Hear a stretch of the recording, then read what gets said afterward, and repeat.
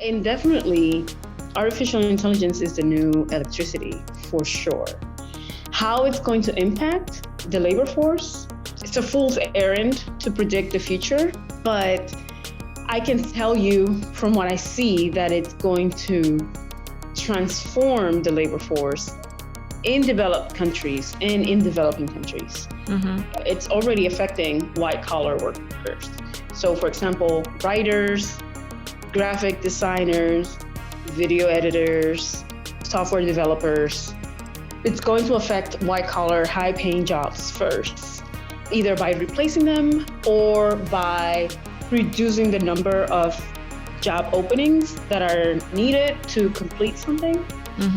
It's also going to provide businesses with the opportunity to scale quickly and cheaply. So that means fewer job opportunities. This is the Media Machine podcast, where media, business, and innovation intersect.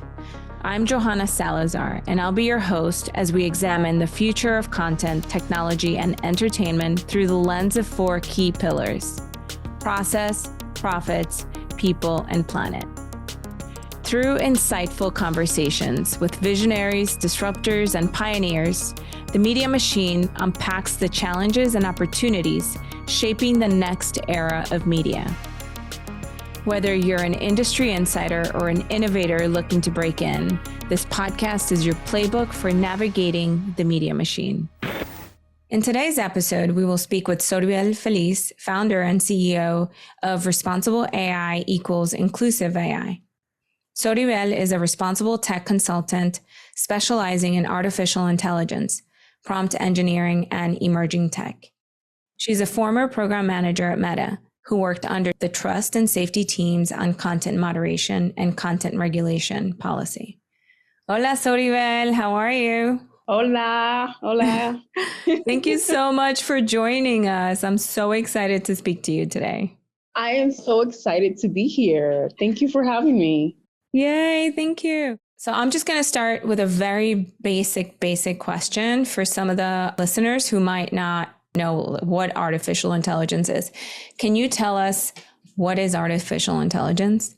Yeah, in simple terms, artificial intelligence is the simulation of human intelligence by machines, especially by computers.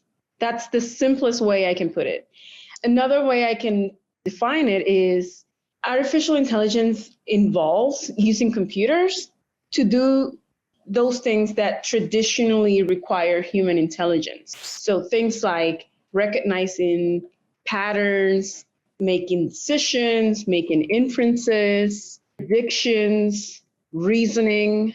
That's artificial intelligence. And what's the difference between artificial intelligence that we already use in our everyday life and generative AI? Yeah, so generative AI is a mathematical model for predicting the next word. So the large language models in which generative AI is based uses math, statistics, and probability to predict the next most reasonable word that goes after something.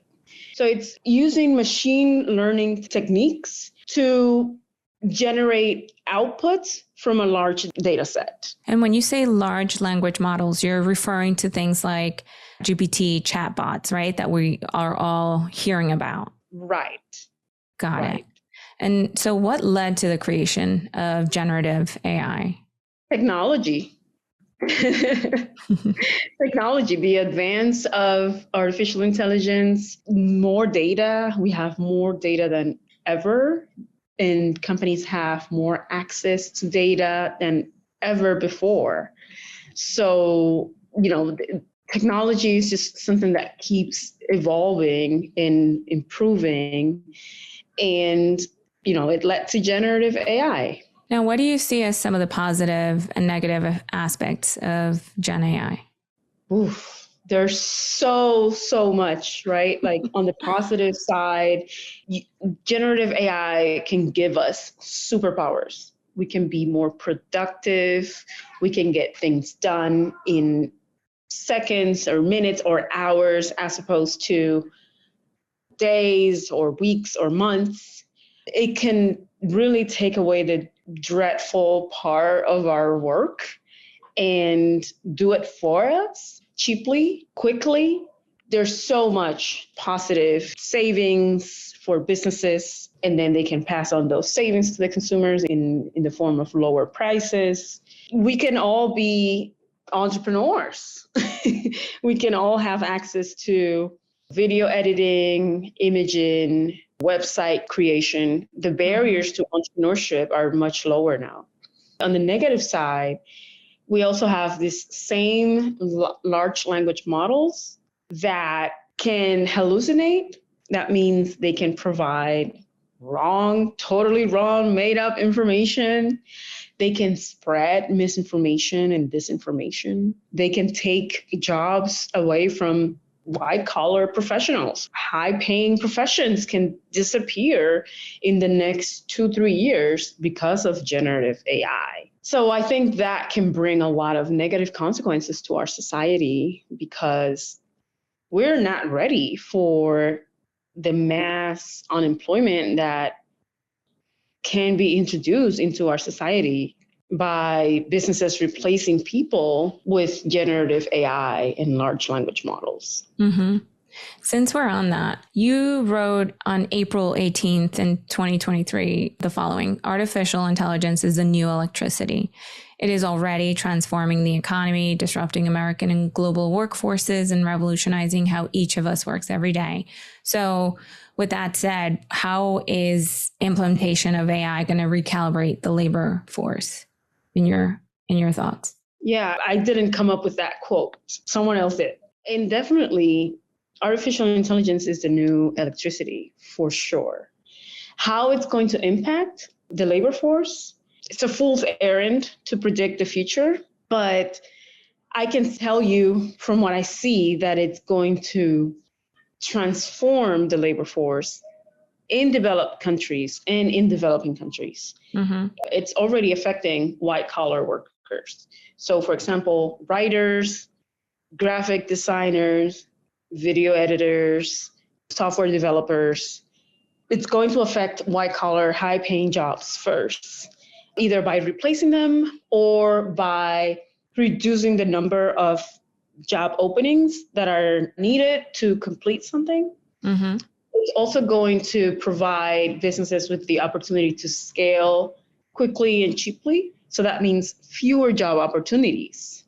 Another thing that I've read is that it's going to kind of eliminate the entry-level jobs, those, because you already have things like ChatGPT or Google Bard that can be interns, right? They can be the entry-level workers, they can be the interns.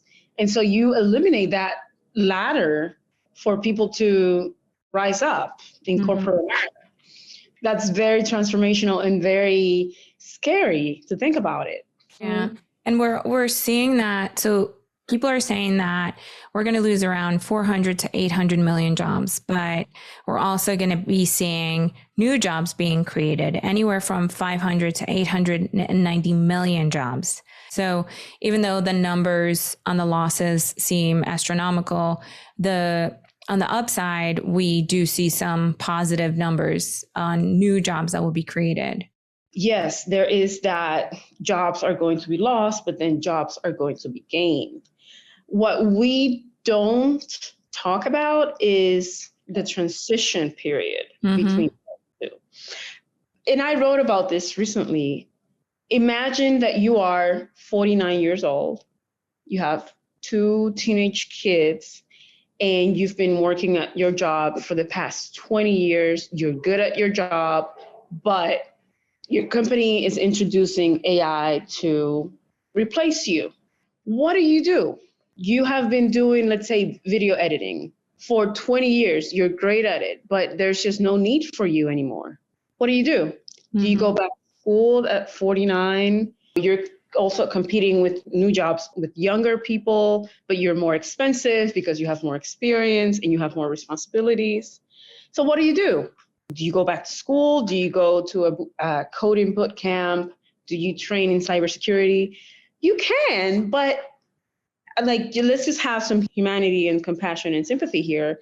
Like, that is hard at 49 years old to do that. It's not impossible, but it's hard. Mm-hmm. We haven't really talked about the psychological things, the mental weight of losing your job at that age and starting over. And a lot of people, they fall into depression, they struggle to find a new job, maybe they don't want to go back to school, maybe they're not quite ready to retire, they still have responsibilities. From a human perspective, it's a very difficult thing. Of course, jobs are going to be created. Of course they are. But who is going to take those jobs, right? Mm. Trust me, the new jobs that are going to come and that are AI based, AI adjacent, they're going to be for people that have the training, right? And if you haven't trained, then it's going to be really hard because you're competing with the younger generation that has been trained with AI, that is more digital native. And so it's something that we haven't talked about. And it's similar to the automation waves and the outsourcing waves of the 90s, where people in the Midwest, they lost their jobs. And yes, new jobs were created, but we haven't talked about the toll that it took on those communities who lost good paying jobs in factories. And whatever jobs they could get was at Walmart or fast food restaurants. And that took a huge toll on that community, on that region. And I see something similar happening if we don't get ahead of it. So yes, jobs will be created and there will be other jobs, but let's talk about the human element here. No, for sure. Thank you so much for that. I think those are some of the areas that, some people just don't think about.